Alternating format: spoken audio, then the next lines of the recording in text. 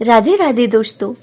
आज मैं आपको बताऊंगी भगवान विष्णु कहते हैं कि कौन सी स्त्री के भाग्य में पुत्र नहीं होता और कौन सी स्त्री विधवा होती है। अगर आपको ये वीडियो पसंद आए तो कमेंट बॉक्स में भगवान विष्णु की जय अवश्य लिखिए।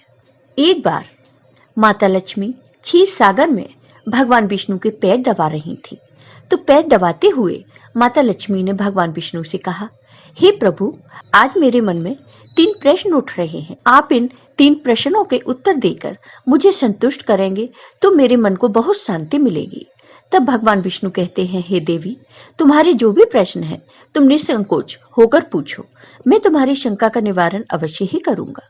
तब माता लक्ष्मी कहती हैं, हे प्रभु, वह कौन सी स्त्री होती है जिसके भाग्य में संतान सुख नहीं होता है। दूसरा प्रश्न यह है कि कौन सी स्त्री समय से पहले विधवा होती है। और मेरा तीसरा प्रश्न यह है कि कौन सा श्रृंगार करने से स्त्री को स्वर्ग में स्थान प्राप्त होता है। तब भगवान विष्णु कहते हैं, हे देवी, तुमने उचित ही प्रश्न किए हैं। तुम्हारे ये तीनों प्रश्न अत्यंत महत्वपूर्ण हैं। इन प्रश्नों का उत्तर संसार कल्याण के लिए है। जो भी मनुष्य इन्हें ध्यान से सुनता है उसे पृथ्वी लोक पर संपूर्ण सुख प्राप्त होते हैं और मृत्यु के बाद उसे मेरे लोक की प्राप्ति होती है। भगवान विष्णु देवी लक्ष्मी से कहते हैं, हे देवी, आज मैं तुम्हें एक अत्यंत पवित्र कथा सुनाता हूँ। इस कथा के माध्यम से तुम्हारे सभी प्रश्नों का उत्तर तुम्हें प्राप्त होगा, लेकिन तुम्हें इस कथा को ध्यान से पूरा सुनना होगा। इस कथा को कभी आधा अधूरा नहीं सुनना चाहिए। इस कथा में समस्त संसार का कल्याण छिपा हुआ है। जो भी इस कथा को ध्यान से पूरा सुनेगा उसके मैं 32 अपराध क्षमा करता हूँ। तब देवी लक्ष्मी कहने लगी, हे प्रभु, मैं आपको वचन देती हूँ कि इस कथा को मैं पूरे मन और लगन से सुनूंगी। आप कृपया उस कथा को आरंभ करें। फिर भगवान विष्णु माता लक्ष्मी को कथा सुनाते हैं। एक समय की बात है, मध्य देश में एक छोटा सा नगर था। उस नगर में एक सेठ रहता था। उस सेठ के 2 पुत्र थे और सेठ के दोनों बेटों का विवाह भी हो चुका था। सेठ के घर में किसी चीज की कोई कमी नहीं थी, किंतु सेठ की पत्नी का स्वभाव अत्यंत दुष्ट था। सेठ की पत्नी और सेठ के बड़े बेटे की पत्नी दोनों का ही स्वभाव दुष्ट था। सेठ की पत्नी अपनी बड़ी बहू का तो बहुत लाड प्यार करती थी, किंतु छोटे बेटे की पत्नी के साथ बुरा व्यवहार करती थी। घर की सबसे छोटी बहू अर्थात छोटे बेटे की पत्नी बहुत अच्छे स्वभाव की थी। ईश्वर पर श्रद्धा रखने वाली पतिव्रता नारी थी।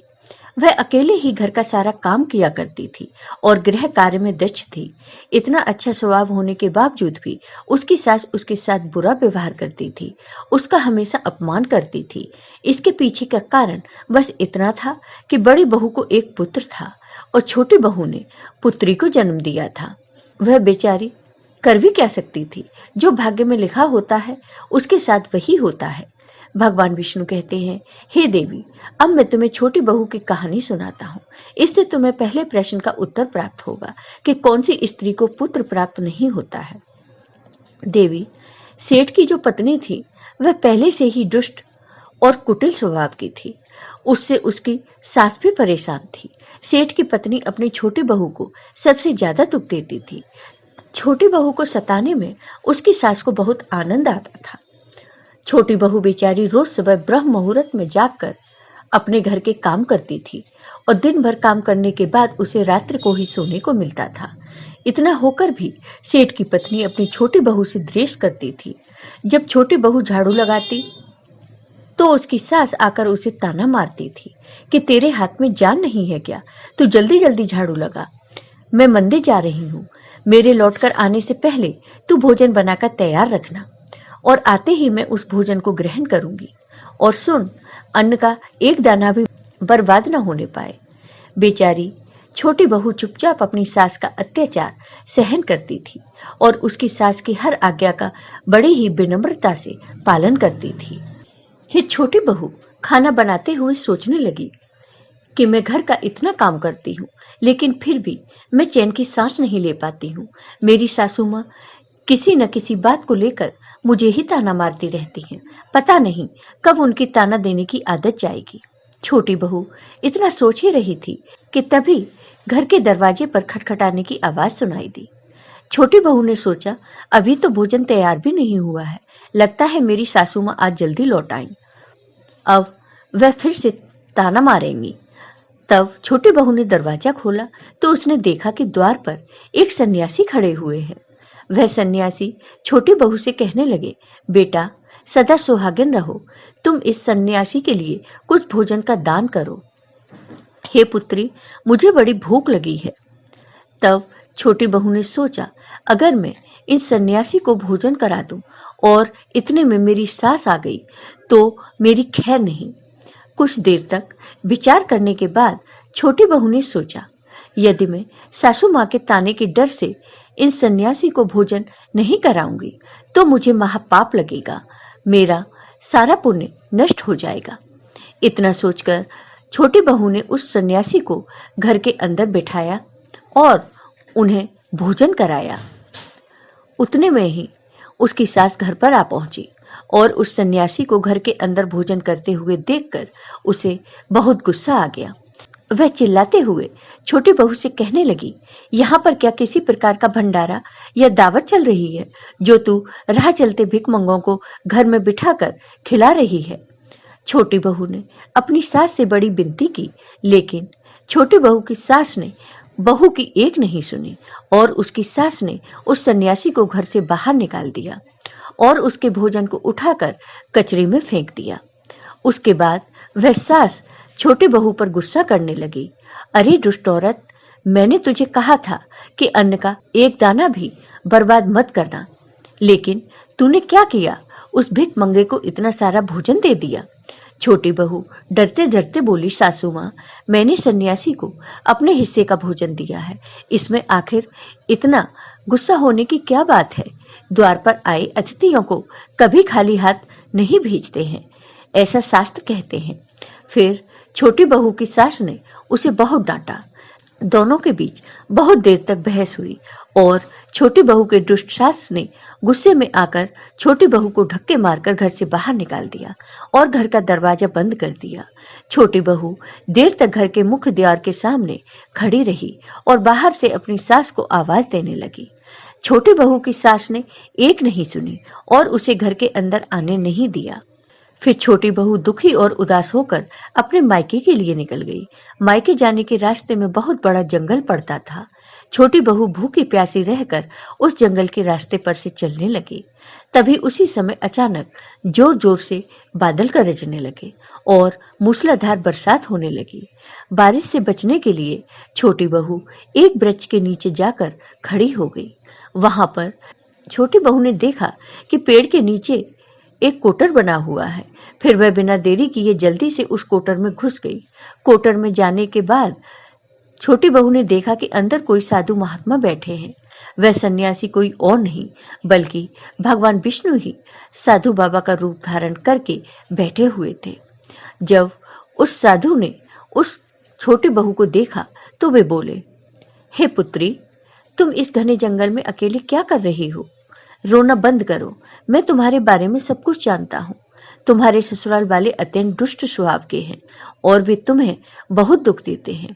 इसका कारण केवल बस इतना है कि तुम्हें पुत्र की प्राप्ति नहीं हुई है। पुत्री को जन्म देने के कारण तुम्हें तुम्हारी सास के ताने सुनने पड़ते हैं। हे पुत्री, तुम चिंता मत करो, मैं तुम्हें एक पर्ची देता हूँ। इस पर जो भी उपाय लिखा हुआ है, तुम उस उपाय को पूरे मन के साथ करो, फिर तुम्हें एक गुणवान पुत्र की प्राप्ति होगी। फिर छोटी बहू ने वह पर्ची ली और वह साधु बाबा वहां से अचानक से गायब हो गए। ये चमत्कार देखकर छोटी बहू बहुत प्रसन्न हुई और जब बारिश रुकी तो छोटी बहू का पति उसे ढूंढते हुए उस स्थान पर पहुंच गया। छोटी बहू ने अपने पति को सारी हकीकत बता दी और फिर दोनों ने ही घर वापस न जाकर उसी जंगल में रहने का निर्णय लिया। वहीं पर रहते हुए एक दिन छोटी बहू के मन में पुत्र प्राप्ति का ख्याल आया और वह मन ही मन सोचने लगी, यदि मेरा भी कोई पुत्र होता तो आज ससुराल में मुझे बहुत ज्यादा इज्जत मिलती। तभी छोटी बहू को उस साधु के द्वारा दी गई पर्ची की याद आ गई और फिर जब उसने वह पर्ची खोलकर पढ़ी तो उसने देखा कि जो स्त्री पुत्र प्राप्ति की कामना रखती है उसे रात्र में अपने पति की बाईं तरफ सोना चाहिए। ऐसा करने से कुछ समय बाद में बाएं करवट लेटने से नाक का दाहिना स्वर और दाहिनी करवट लेने से नाक का बायां स्वर चालू हो जाता है। फिर जब पुत्र की इच्छा हो तो उस स्थिति में मिलन से पहले यह निश्चित कर लेना चाहिए कि पुरुष का दायां स्वर चलने लगे और स्त्री का बायां स्वर चलने लगे और इसी समय पर गर्भधान किया जाना चाहिए। ऐसा करने से निश्चित ही पुत्र की प्राप्ति होती है। इसके विपरीत नाक के स्वर चलने से पुत्र की प्राप्ति होती है। उस पर्ची में आगे लिखा हुआ था कि मासिक धर्म शुरू होने के बाद पहले 4 दिनों में पुरुष के साथ मिलन करने से पुरुष को रगड़ता प्राप्त हो जाता है और 5वीं रात्रि में मिलन करने से पुत्री होती है तथा 6ठी रात्रि में मिलन करने से पुत्र रत्न की प्राप्ति होती है। 7वीं रात्रि में मिलन करने से बंध्या पुत्री होती है। 8वीं रात्रि में मिलन करने से बलशाली पुत्र की प्राप्ति होती है। 9वीं रात्रि में मिलन करने से सुंदर कन्या की प्राप्ति होती है तथा 10वीं रात्रि में मिलन करने से विद्वान और अति श्रेष्ठ पुत्र की प्राप्ति होती है। 11वीं रात्रि में मिलन करने से सुंदर आचरण वाली कन्या प्राप्त होती है। 12वीं रात्रि में मिलन करने से गुणवान पुत्र होता है। 13वीं रात्रि में मिलन करने से लक्ष्मी स्वरूप पुत्री होती है। 14वीं रात्रि में मिलन करने से गुणवान बुद्धिमान तथा बलवान पुत्र होता है। फिर छोटी बहू ने मासिक धर्म के बाद 14वीं रात्रि में अपने पति के साथ मिलन किया और उसके बाद गर्भ धारण किया। फिर दूसरे दिन छोटी बहू का पति जंगल में लकड़ी काटने के लिए चला गया और छोटी बहू घर पर पड़ी रही। फिर अचानक से तेज तूफान आया और छोटी बहू की झोंपड़ी उड़ गई। फिर छोटी बहू दौड़ती हुई उसी पेड़ के कोटर में जाकर रुक गई जहां पर उसे वह साधु बाबा मिले थे। छोटी बहू वहां अपने पति की राह देख रही थी कि अचानक वहां पर 2 राक्षसी आ गईं। वह राक्षसी अत्यंत मायावी थीं। फिर उन्होंने उस कोटर के साथ पेड़ को उड़ाकर एक ऐसे स्थान पर चली गईं जहां पर बहुत सारा सोना था। जब छोटी बहू ने यह दृश्य देखा तो वह चौंक गई। छोटी बहू पेड़ के कोटर में छिपी रही। जब वह राक्षसी भोजन की तलाश में गईं तो छोटी बहू ने उस स्थान पर से बहुत सारा सोना उठा लिया और उसे कोटर में भर लिया। जब वह राक्षसी लौट आई तो फिर से पेड़ पर बैठकर वे उस पेड़ को उड़ाकर उसी जंगल में आ गईं। राक्षसियों के जाने के बाद छोटी बहू वह सारा सोना लेकर अपने पति के पास चली गई और उसे वह सारा सोना दे दिया। फिर पति और छोटी बहू दोनों अपने ससुराल को लौट गए। वहां जाकर उसने अपनी सास को वह सोना दे दिया और सारी हकीकत बता दी, जिसे सुनकर उसकी सास को बहुत गुस्सा आया और बोलने लगी, अरे मूर्ख औरत, तू बस इतना ही सोना लेकर आ गई। इतने सोने से क्या होगा? मैं होती तो बहुत सारा सोना लेकर आती। फिर उसकी सास भी उस जंगल के कोटर में जाकर छिप गई और राक्षसियों की राह देखने लगी। तभी वह 2 राक्षसी वहां पर आईं और फिर उन्होंने उस कोटर को उड़ाकर एक बर्फीले पहाड़ पर ले गई।